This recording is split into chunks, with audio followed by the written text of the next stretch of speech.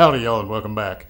The 4 rules of gun safety. So if you are brand new to guns, you've never heard this one before, let's run through them. You'll see them worded slightly differently from source to source, but the principles behind them are always the same.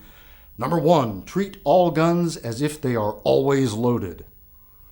Number 2, never let the muzzle cover, meaning never let the gun point at anything you are not willing to destroy.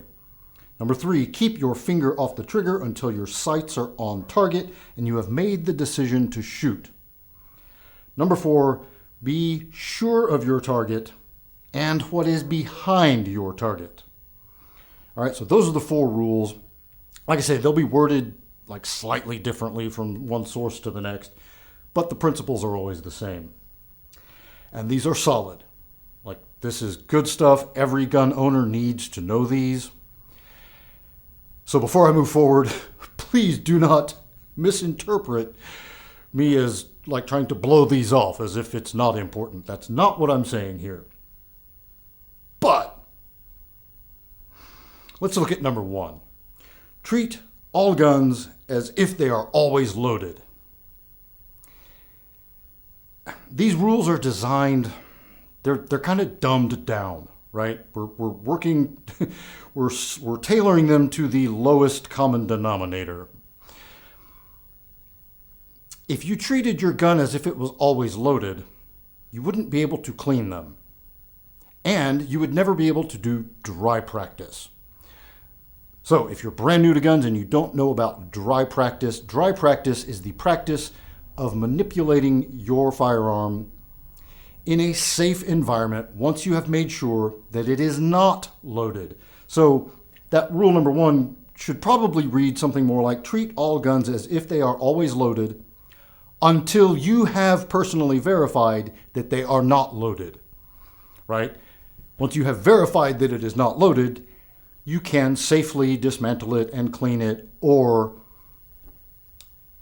make sure it is safe. We have checked that this weapon is safe and clear.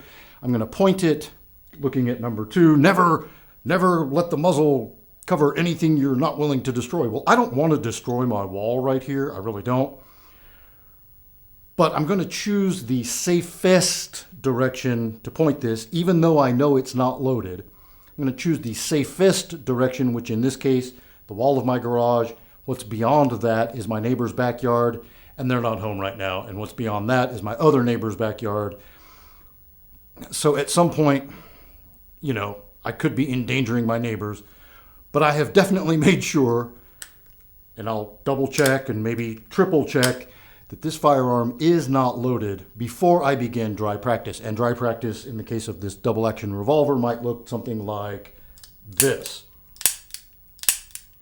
So I'm practicing my double action trigger pull, making sure that the sights don't move or minimizing the movement of the sights as much as I can, right? So that's how we get better at shooting guns, dry practice. It is an essential part of firearms ownership, and we will have videos in the near future about this topic.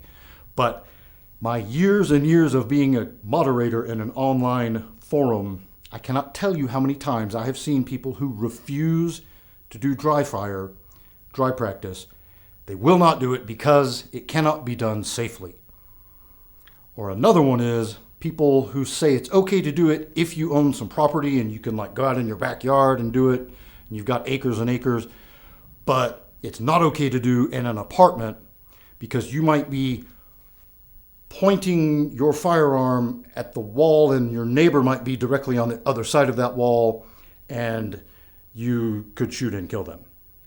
While I understand, fundamentally where that caution would come from, that's some ivory tower stuff, y'all. That's speaking from a place of privilege. People who live in apartments should be able to do dry practice also. That's not fair. That's uncool. But, again, if you live in an apartment and you want to do some dry fire, you absolutely have to make sure that your gun is unloaded.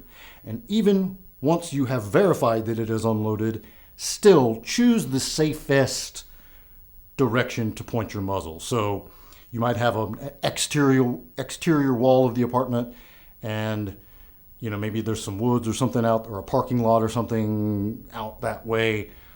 Do that instead of pointing it at the wall where you have neighbors on the other side, just as a courtesy to them, right? But the idea that we can never, ever, ever point the muzzle at anything we aren't willing to destroy is a little bit extreme. So now the other ones, same deal. Keep your finger off the trigger until you can't dry practice if you can't put your finger on the trigger. So even though you're not intending to shoot something or someone, the whole point of dry practice is to put your finger on the trigger and operate the action. So again, these are designed to keep us safe and those around us safe, but they don't leave much room for nuance. And I get that. Again, we're speaking to the lowest denominator here, but I do think it's important to delineate the difference between the way the rule is written as a way to keep us safe and the actual practical need as a gun owner to, if you're going to go to clean your gun, you may have to point it at something like your desk or somewhere that you don't really want to shoot it, but you got to take it apart, and at some point that muzzle's going to cover some stuff you don't intend to destroy. But the first thing you do before you go to clean your firearm is check it, make sure it is not loaded, maybe check it again, maybe check it again. There's no such thing as being too safe before we move forward in either gun cleaning or dry practice. All right, y'all, that's it. That's all I got for this one. Until next time, be easy, y'all.